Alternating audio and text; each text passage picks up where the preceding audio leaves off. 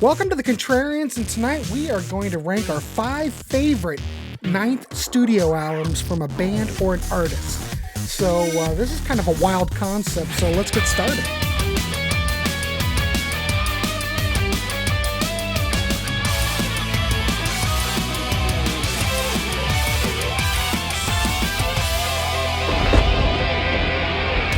Welcome to the Contrarians, and tonight we have a great panel. I know I always say that, but we really do. Tonight's topic, God, I know I'm going to screw it up, but I'm going to keep this, and I'm not going to re-record it. Rank your top 5 albums that were the 9th release from the band. Look, I did it right. Good and job. this topic came up from, thank you. This topic was suggested by our Peter Jones. Peter Jones, welcome everybody. Dan, the parish of rock, David and Tyler. We haven't seen Tyler for a long time. Nope.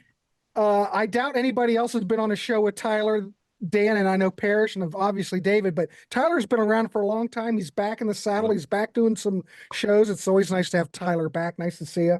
Appreciate it. Nice to see you guys. Good. So Yeah. I think I'm going to throw it over to Peter Jones and have him start us out. And he came up with this topic. So just give us a brief, how did you come up with this topic for the group? All right. Well, thank you. It's great to see everybody and new faces, especially. It means expansion and growth. And that's what we love on the channel, and new input and new ideas and new experiences. So awesome on that front. Well, it's pretty silly. We, a while ago, we did a show that I suggested called 666 with your favorite 6th album.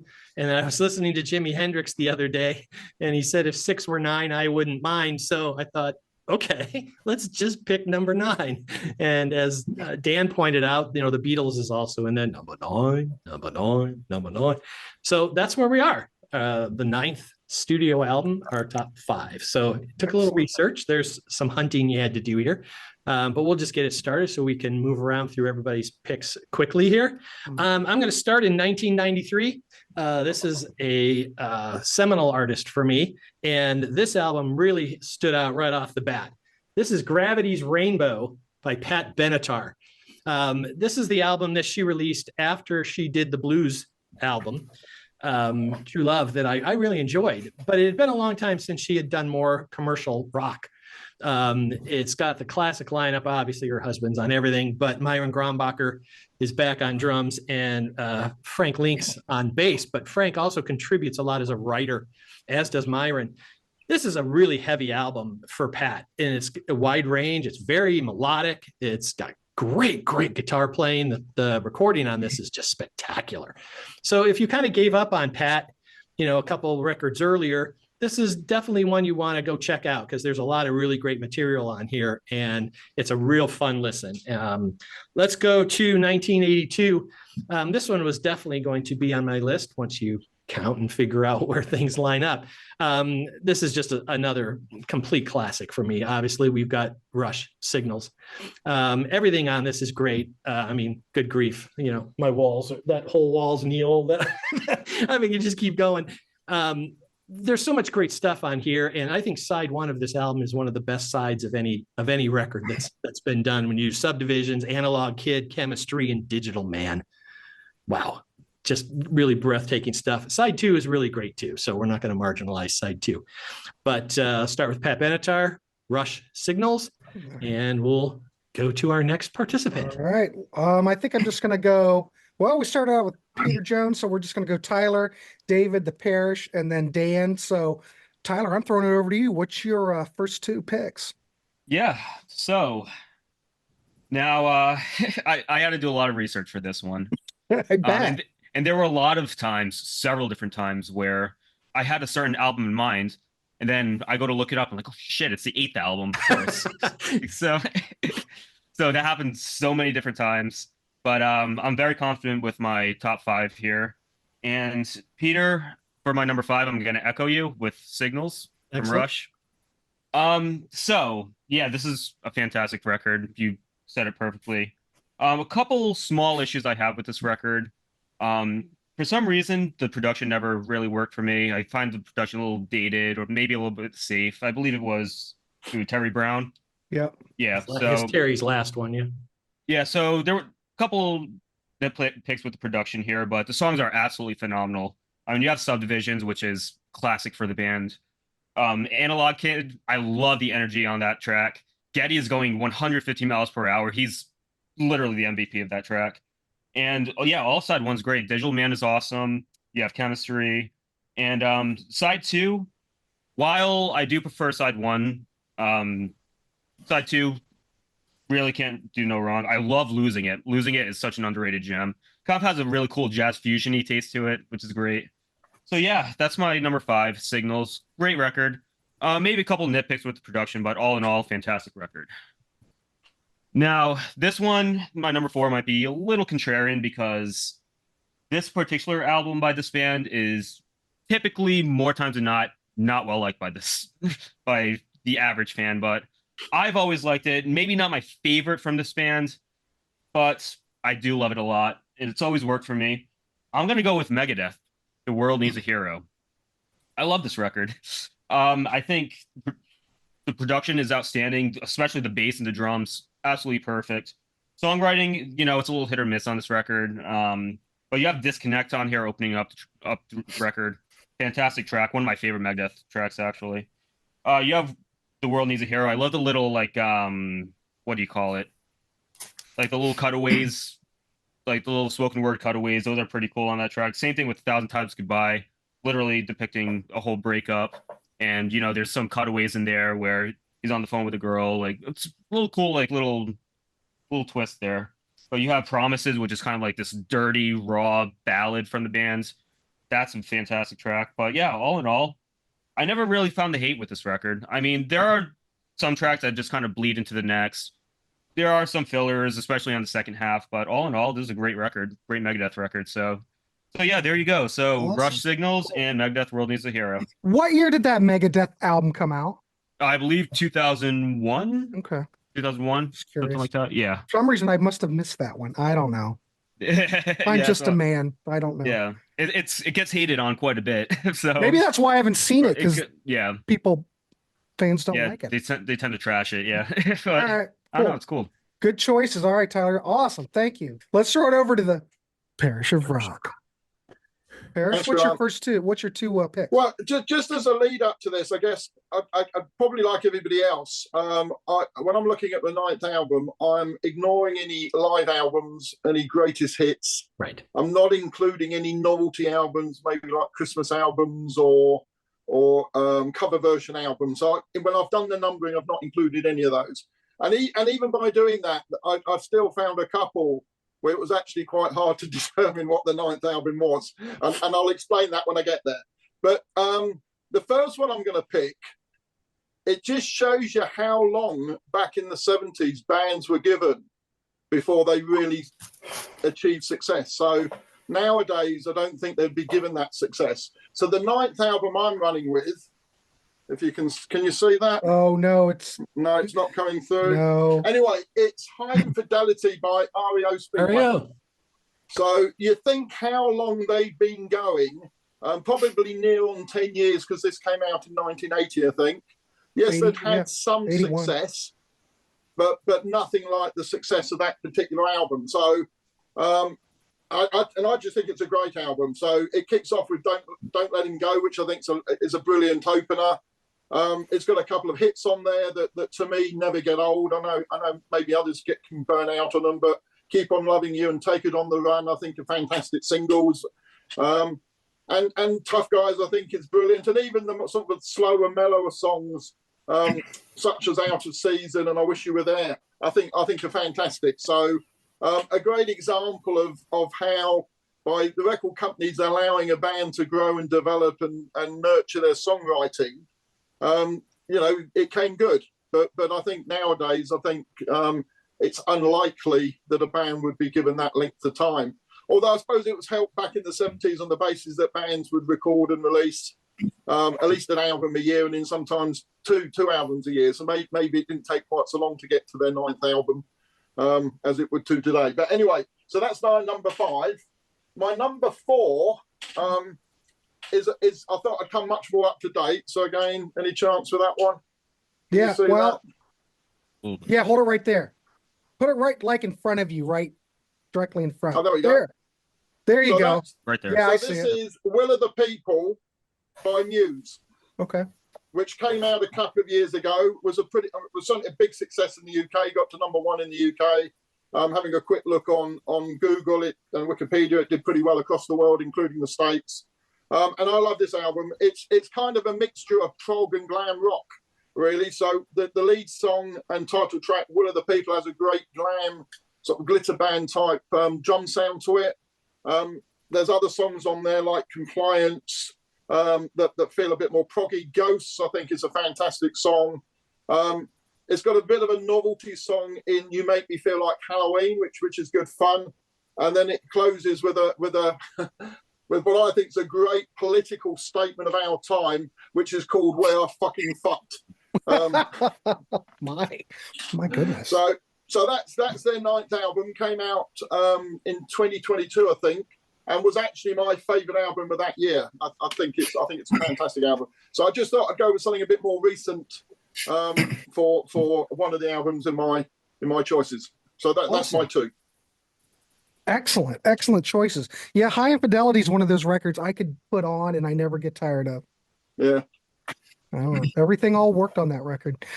All right, cool. Well, let's start over to David. David, nice to see you. How are you? Yep. Good. I think I'm just having some technology issues, but hopefully it works. So. I hear you and I see you. So that's a good Okay. sign. So what are your All right, what are your 2? My first one is going to be Healing by Todd Rundgren from 1981. It's definitely not a very commercial album. And there's not a lot of singles on here. I think Compassion is probably the one that got played the most on the radio, and maybe Time Heals. But it's a really interesting album. I mean, he plays all the instruments and does everything himself. Just the way he layers the vocals, it's really unique. There's the first song is Healer, and it opens with just his voice with no music, and then the music slowly fades in.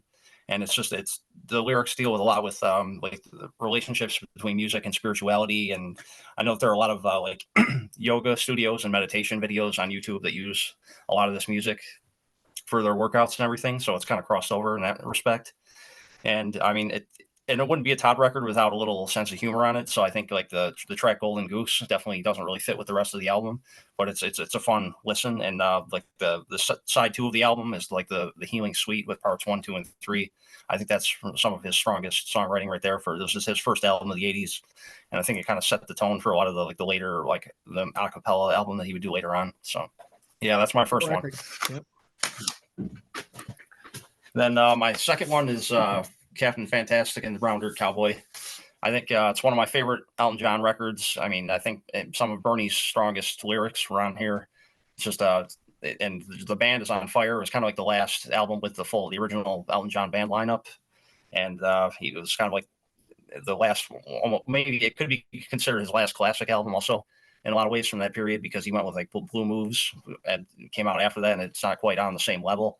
But I mean, you have songs like Someone Saved My Life Tonight, which is one of his great epic songs, and then tracks like Better Off Dead, Tell Me When the Whistle Blows. I mean, the band was on fire at this point, and it's just kind of like the arc of the album takes you through like the autobiographical story of him and Bernie's journey through the music industry. So it's a really interesting listen. Like, it's one of those albums you can sit down and put on from beginning to end, and it doesn't really have a skippable track. So yeah, that's my number 4.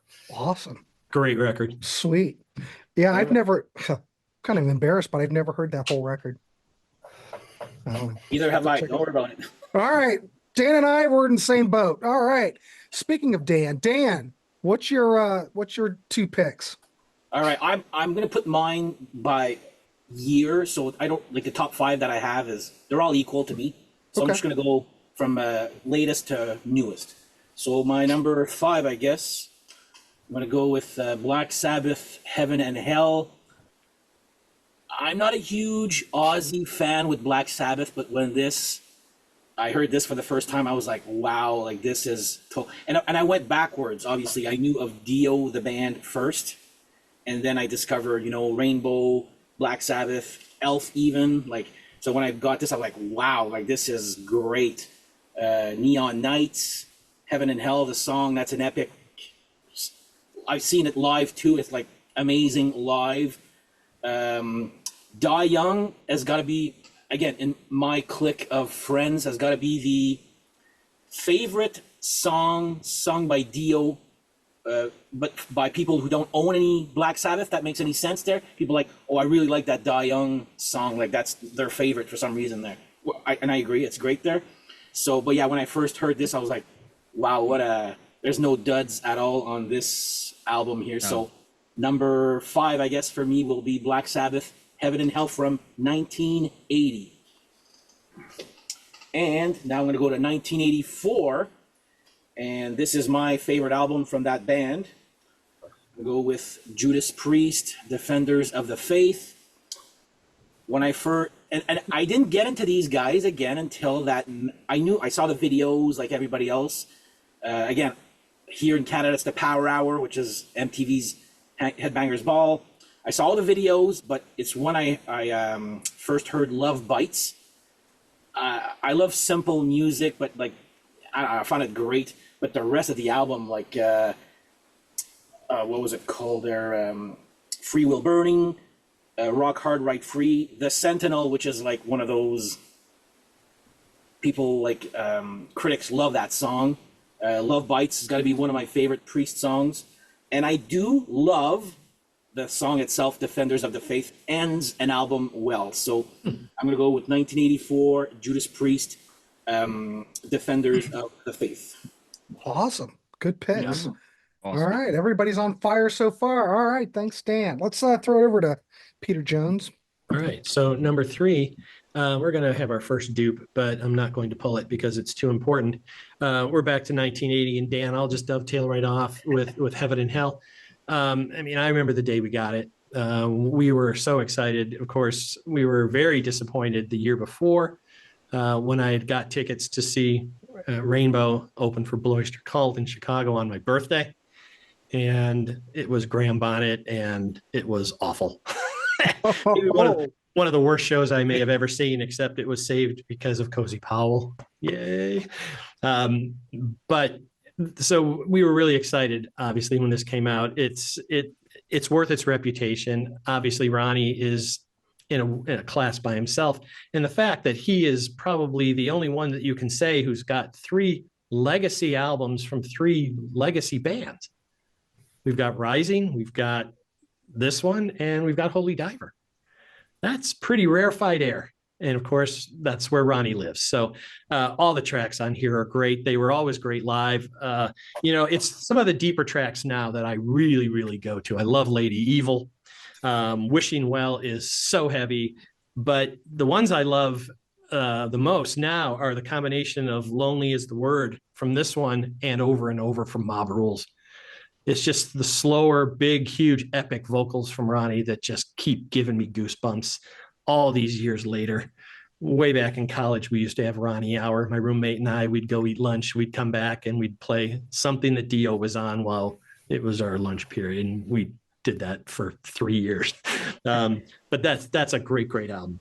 Number 4, this one is a classic. But I think it sometimes suffers from its position at number 9 because sometimes a older brother or a more accomplished younger brother can kind of overshadow. I'm talking about Wish You Were Here. And of course, living in the shadow of Darkside can't be easy. And of course, Animals is my favorite Pink Floyd record. So it kind of sits there in the middle. And following up an album like that has to be just daunting. And you can look up all the stories. They're extensive. But this really is a sonic gem. It is relaxing. It is warming. It feels safe. It feels comfortable. It's just like you're a little chilly in this perfect blanket. It's just bathes you in this sonic aura from top to bottom, every track. And it's so great because it's not great because of it, but there's so many great keyboards in this. This is what I really like. Gilmour comes to life on Animals, and that's his gem. So guitar becomes, the focal point on Animals, which is great. But this is it's almost symphonic in its approach that you never get tired of it. And so sales wise, yeah, it got pittance to what Darkside was. but I don't care. It's not about sales. It's about how I feel. And this is an absolute masterpiece. And I absolutely love putting this on when I just need to feel something safe and comfortable and warm. And I just think it's a great, great record. So. Awesome. God, two great picks. All right, awesome. Let's throw it over to Tyler. Tyler, what are your next two? Well, first, I gotta say, Peter, I am so pissed off. I missed Wish You Were Here. So, Oh my God, I'm kicking myself right now. That was a masterpiece. But so my next two, 3 and 2. This is a record that to be honest with you, I'm not entirely sure the reputation that this album holds. I don't see anybody really talking negative about it, but I've never seen much positive about it either. But I've always loved this record, and I'm going to be talking about Ramones, Animal Boy. Oh my God. It hasn't aired yet, but I just did a ranking video of the Ramones last night. And you mentioned Animal Boy. God, that was the ninth record.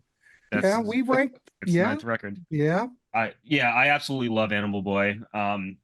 First of all, Bonzo Goes to Pittsburgh could be one of my favorite Ramones tracks of all time. Obviously, it's talking about Reagan, but yeah, that track is freaking awesome.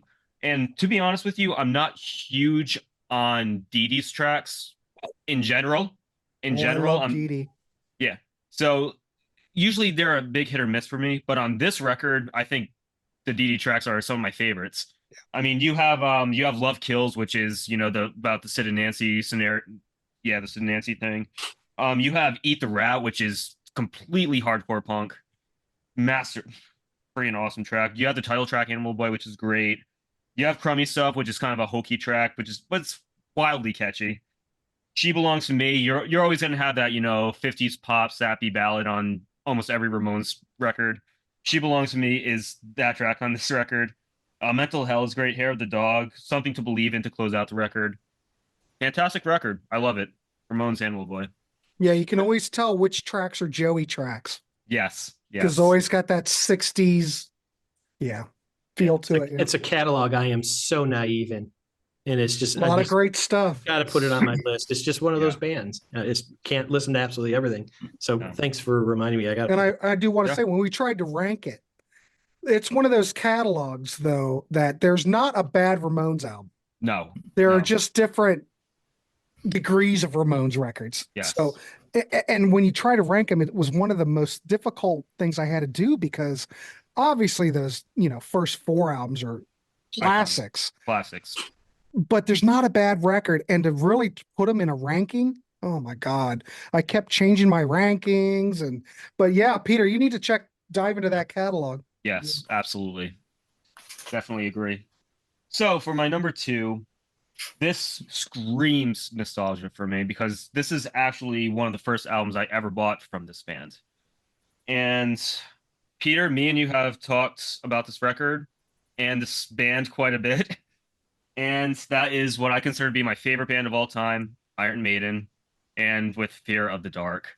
I absolutely love this record. There's a lot of shade thrown at Fear of the Dark, because, it's the last record with Dickinson, until Blaze came in shortly after. But and then there's a lot of hate for, Bruce's vocal style, the rough around the edges vocal style. And, this is also with Janet Gers, Adrian's out. But I love this record. One of the first records I ever got from this band. I never get tired of the title track, Fear of the Dark. I've heard so many times, including you, Peter, that you're just sick and tired of hearing Fear of the Dark. I can listen to that track all day, any day, nonstop. But that's why I love you, brother. but you have so many other underrated gems on here. Judas Be My Guide is completely under the radar. Classic Iron Maiden. You have Fear's the Key, which is just dark and heavy, and it's kind of talking about the AIDS thing and Freddie Mercury. But Afraid to Shoot Strangers is classic Maiden, in my honest opinion. From Here to Eternity is just fun. Be Quick or Be Dead is probably one of the heaviest Iron Maiden openers outside of Aces High. But yeah, I love this record. I play this record on repeat for quite consistently. So yeah, that is my number 2, Iron Maiden, Fear of the Dark. There you go. Awesome. Sweet. All right, let's throw it over to the Parish of Rock. Okay, my next one, I'm going to go to 2012, and this was a bit of a comeback album. Don't know if you can see that. Europe. It's Yep. it's Oh Europe. yeah. It's Europe, and it's an album called Bag of Bones. As I say, it came out in 2012. So probably like a lot of people, I'd stopped listening to Europe sort of late 80s, early 90s, and then on rock radio over here, they started playing a song that was called, where is it? I can't even see it now. Oh, Not Supposed to Sing the Blues was the name of the song, and it became a bit of a radio hit. I don't think it hit the charts, but it was played quite a lot on the radio. It created quite a bit of a buzz around Europe again, certainly in the UK.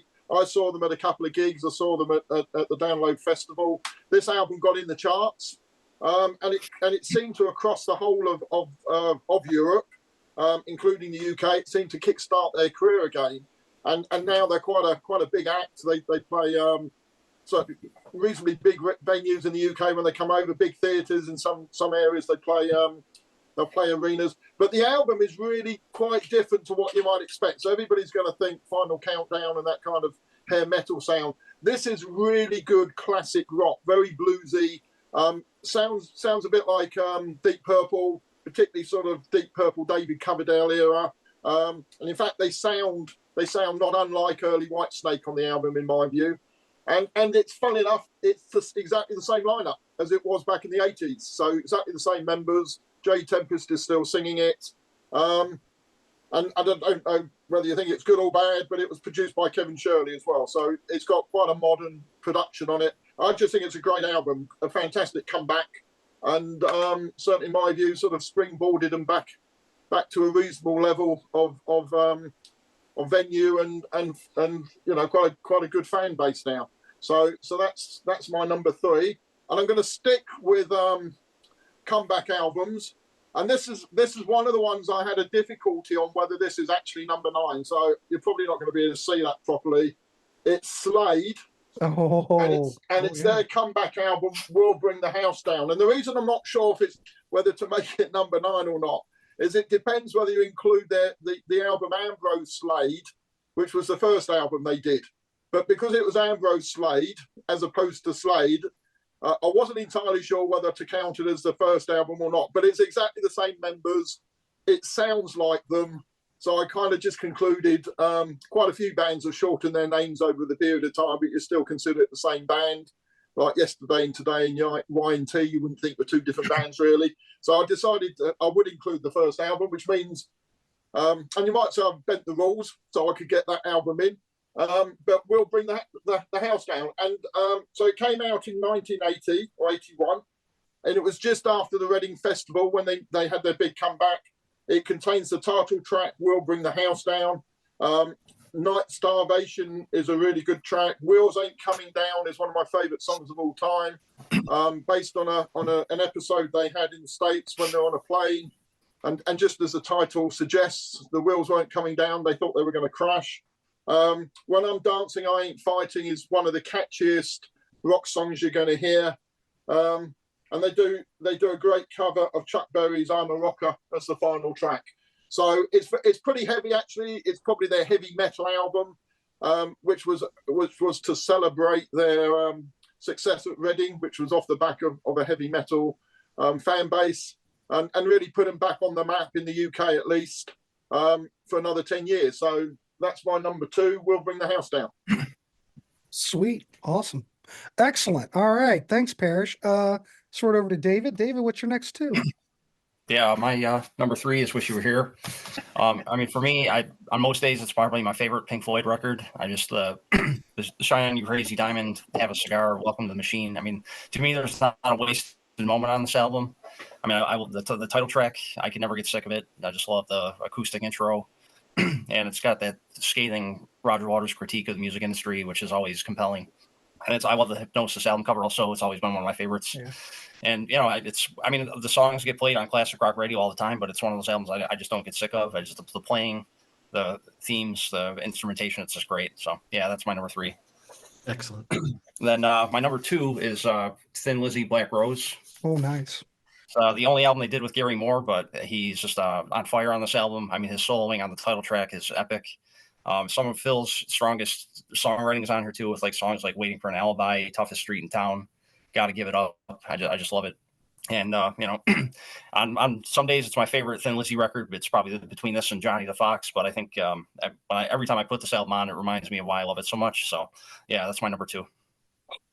Great choice. Hey. So that was, I guess I didn't realize it. So Gary, that's the only album Gary Moore's on. Yep. I'll be darned. I have not heard that record. To check it out. All right, cool. David, thanks so much. That's awesome. All right, let's throw it over to Dan. Dan, what's your next 2? All right, so now I'm going to go to 1991. This band is, we've all had bands, you know, where I like this era better with this singer or this. There's never been a band with a worse this era versus this era with this singer. So I'm going to go with Van Halen for Unlawful Carnal Knowledge. This is my favorite Van Halen album. Okay, I used to be Van Hagar. I've made my peace with the Roth era, and I've had it forever. I'm rediscovering it in a different way as a more mature adult. But I still remember when I was at the record store and just browsing around, and I hear the drill on the speaker, and I'm like, "What is that? What is that?" I'm like, "That's a new Van Halen." I'm like, "Okay, I gotta buy that." So that was my first Van Halen purchase, and of course, I went and got the whole collection backwards and been a fan since. But yeah, it's always Van Hagar versus the Roth era. I'm just like, to me personally, I'm like, let it rest. It's an argument that's not really valid anymore anyway. But yeah, Pound Cake has got to be one of my favorite Van Halen songs.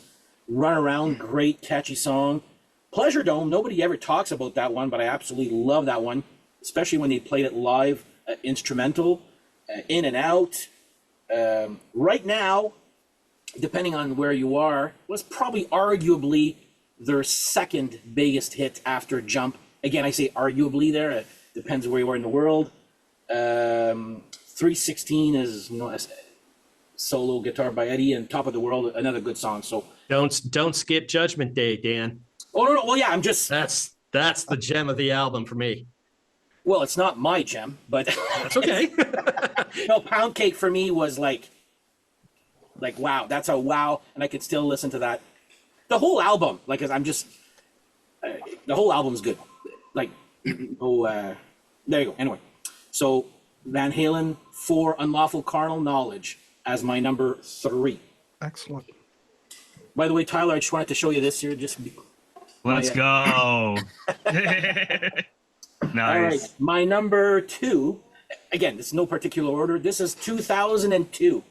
So after, I'm a huge fan of this singer. We've talked about it on this episode already. His 3 albums before that were good, not great. But then this came out. So Dio, Killing the Dragon. And I was like, oh, yes, finally, there you go.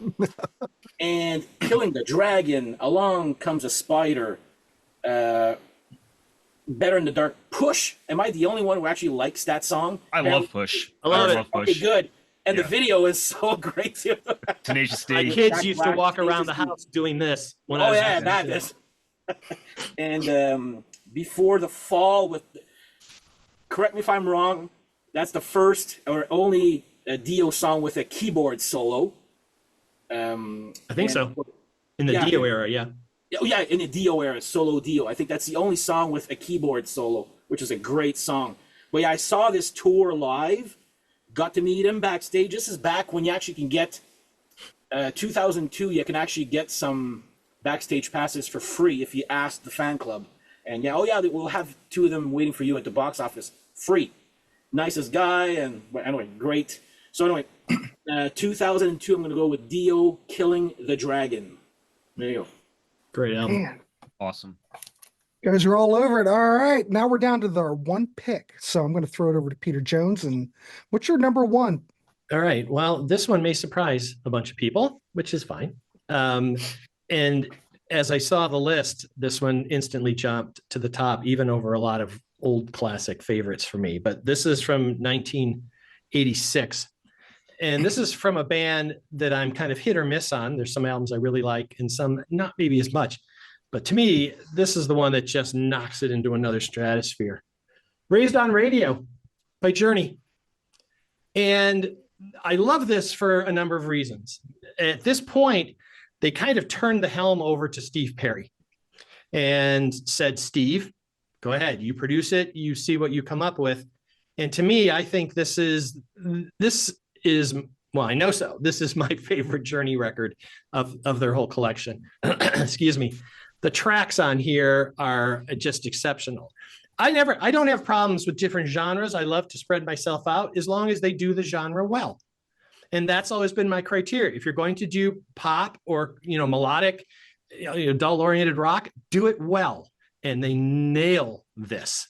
Girl Can't Help It, Positive Touch, Be Good to Yourself, Once You Love Somebody, I'll Be All Right Without You. I use this to test sound systems. The recording on this is demonstration quality. The musicianship on here is off the charts. And Steve Perry's just one of my favorite singers of all time. And he just soars on this. And this is more in the vein of what his solo records, Order Street Talk and For the Love of Strange Medicine, of which are two of my very favorite records.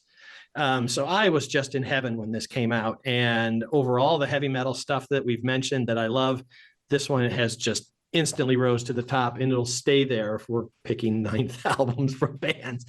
But there it is. And I think that's just an absolute masterpiece. So Journey. That's the album that it's just down to Steve Perry and Neil Schon, right? Yeah, those two. Steve Smith does 3 tracks. Okay. Larry London, rest in peace, Nashville drummer, and Randy Jackson from American Idol is on that. So yeah, I remember the videos from that era. Yeah. Randy Jackson's in the videos. He's playing. Yep. Yeah. And the live shots are with drummer Mike Beard, who did the tour. Well, there you go. All right, good pick. All right, kind of a contrarian choice. All right, let's send it over to Tyler. Tyler, what is your number 1 pick? Yeah, so my number 1 pick, this was pretty much a no-brainer for me, even though I'm still so pissed I missed out on Wish You Were Here. But I'm oh my God. But It's fine. It's well represented. It's well represented. At least you guys mentioned it. But yeah, so my number 1 pick, Peter, you already mentioned it. Dan, you already mentioned it. It's got to be Heaven and Hell. I adore this record. This is obviously first record with Dio, and you have Vinny Appice here. Awesome. Bill Ward on that one? Oh, was it Bill Ward? Bill Ward's on that one. He's not on the other one. Oh, he's on Mob. Don't mind me. He's on. That's okay. So, anyways, but yeah, obviously the last record with Bill Ward then. Yeah, Dio's coming in, and there's always a big debate. What record do you prefer, this or Mob Rules? And it's always a 50-50. It's usually 50-50, but for me, it's always been Heaven and Hell. Nothing to take away from Mob Rules, but fantastic record. I mean, the classic title track, Heaven and Hell, speaks for the entire record.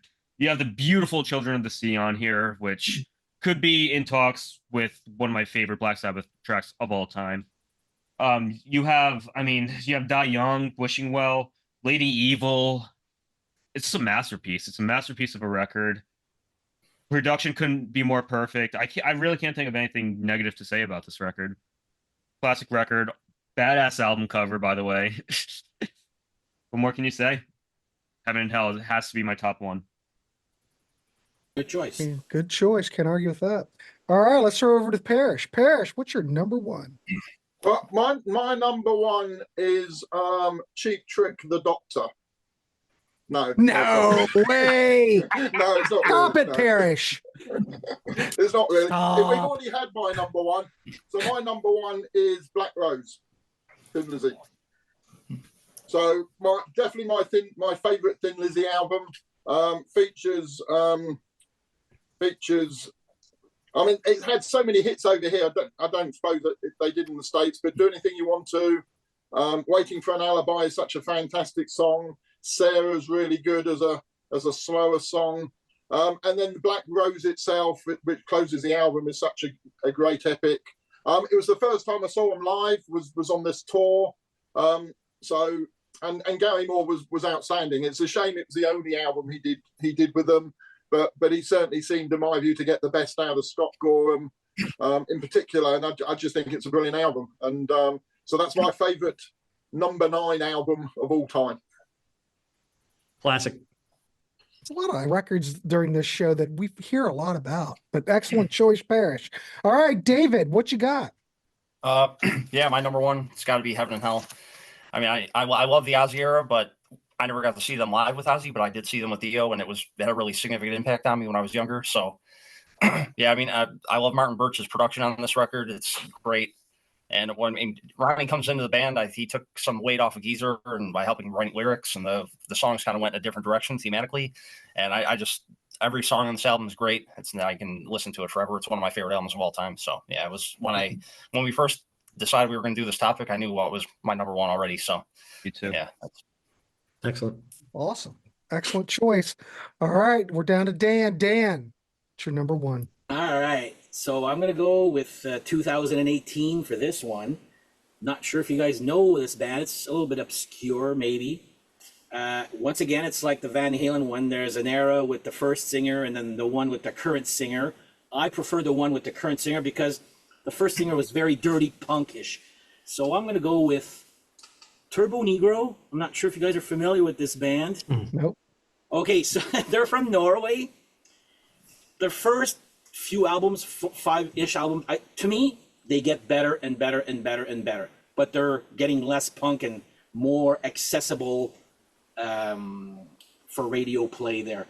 Like the album is called Rock and Roll Machine. To me, they just got a new keyboard player for this album that I don't even know how to explain it. It's almost like pop. Some people have called it like punk mixed with Journey, like Pete said there. It's very catchy, but the punk element is hardly there anymore. But this is my favorite Turbo Negro album. They're huge in Norway. Here, not so much. Nobody knows them. Exhibit A, you guys right here never heard of them. No, you stumped me on that one. Yeah. But yeah, that's one of my bands that I discovered by accident on TV, and I was like, whoa, maybe you've seen him. The singer, the first singer, has a mustache, but has a top hat and the exact same makeup as Alice Cooper, but from the Killer era, with the little, not the two... like the daisy lines? Yeah, that. He's got this. Yeah. He's got a top hat. It's almost like a parody of Alice Cooper, but then think of, I guess, look-wise Alice Cooper, and but sound-wise was like punk, but now getting more hard rock mixed with this sounds like an 80s band, but this was in 2018. So anyway, I'm going to go with this one here, Turbo Negro with Rock and Roll Machine. There you go. Very cool. It looks like the Rollerball font. Yeah. The movie Rollerball. James Caan. It's pretty cool, though. I like the artwork. Yeah, but you said they're cool. you said they are from where again? Norway. From Norway. Huh.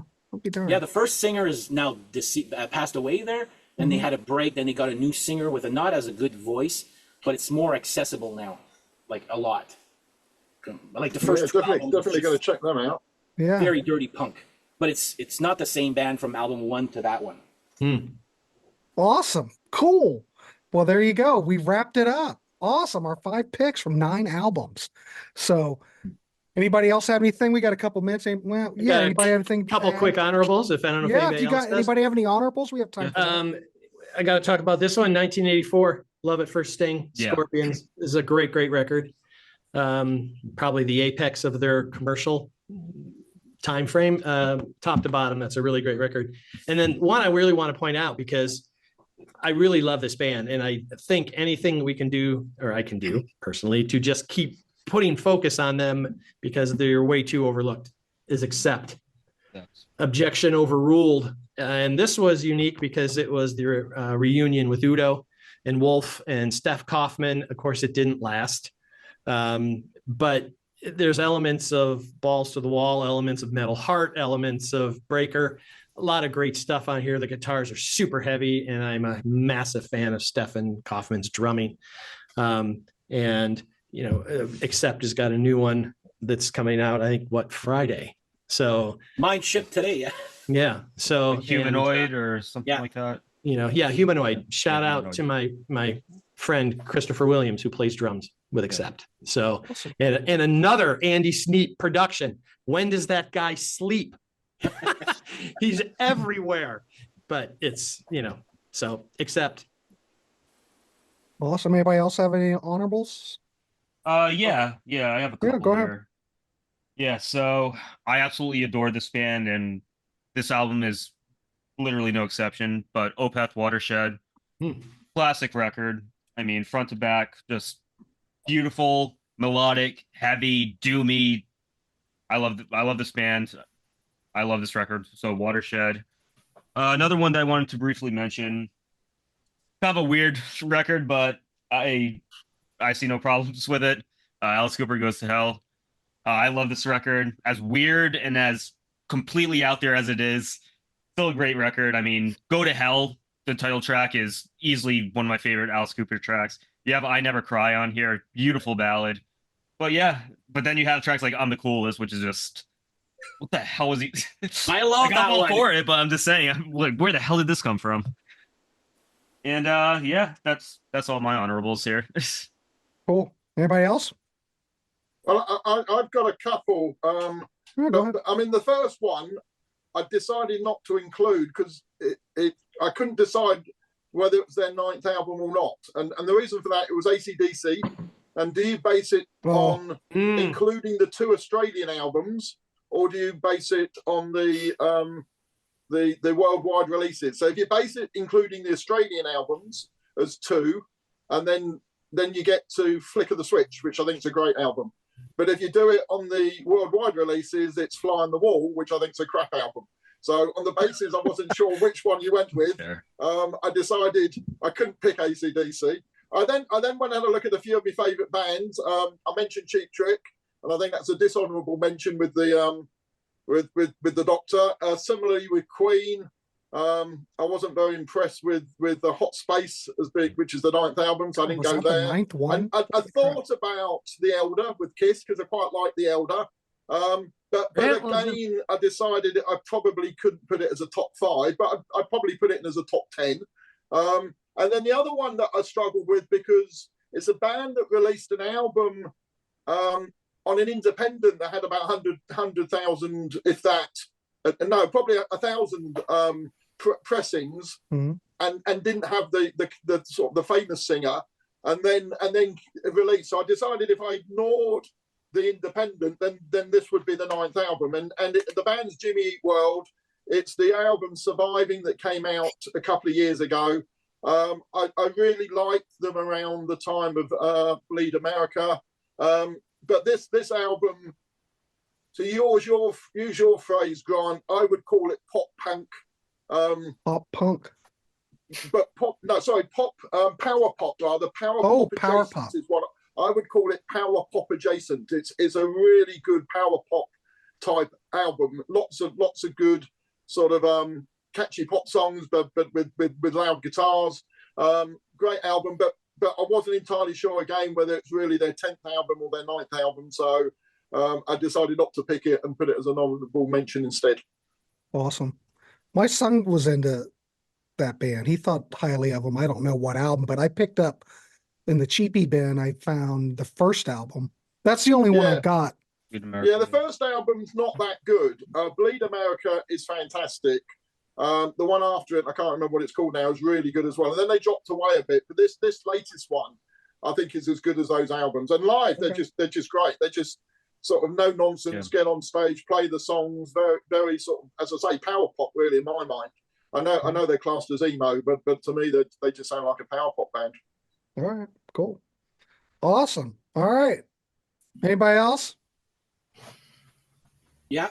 Go ahead, Dan. They've been mentioned, so I'm not going to go Scorpions, Alice Cooper. The only I love this album. The only reason I didn't choose it is because I'm talking about it next week for another Contrarians episode. So stay tuned.